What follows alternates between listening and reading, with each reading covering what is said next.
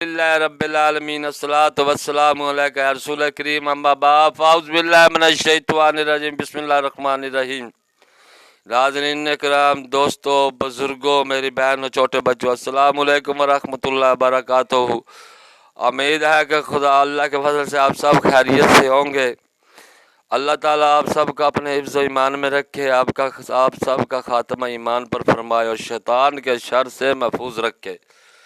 دوستو، جس کسی نے ہمارے چینل کو سبسکرائب نہیں کیا وہ یوٹیوب پر اکبر بھائی وی جے نو لکھ کر سبسکرائب کر لیتا ہے کہ آنے والی ویڈیو آپ تک بر وقت پہنچتی رہے۔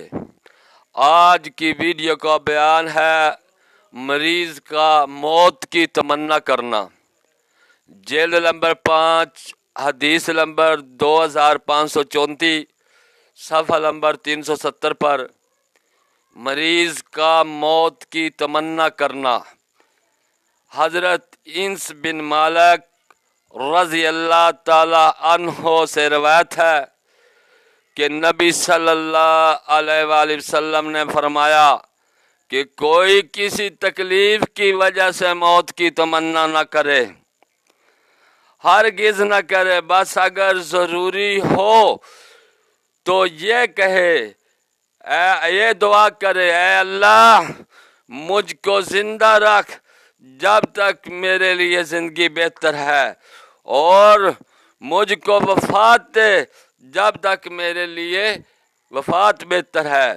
یعنی کہ آپ صلی اللہ علیہ وسلم نے فرمایا کہ کوئی کسی تکلیف کی وجہ سے، کیونکہ جب بندہ بیمار ہوتا ہے بہت زیادہ تکلیف بھی ہوتی ہے، تو کوئی کسی تکلیف کی وجہ سے موت کی تمنا نہ کرے، اگر ضروری سمجھے تو یہ کہے کہ یا اللہ جب تک میری زندگی میرے حق میں بہتر ہے مجھے زندہ رکھ، اور جب تک میرا مرنا میرے حق میں بہتر ہے تو مجھے وفات دے دے۔